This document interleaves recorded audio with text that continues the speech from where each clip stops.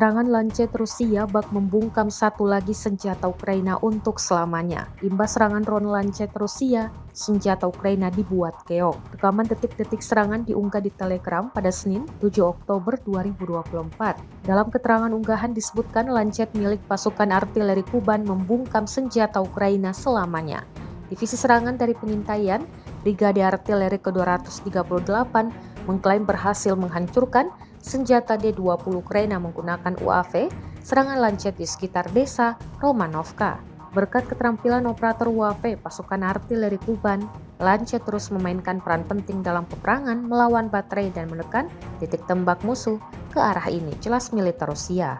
Rekamannya pun menuai berbagai komentar dari warganet.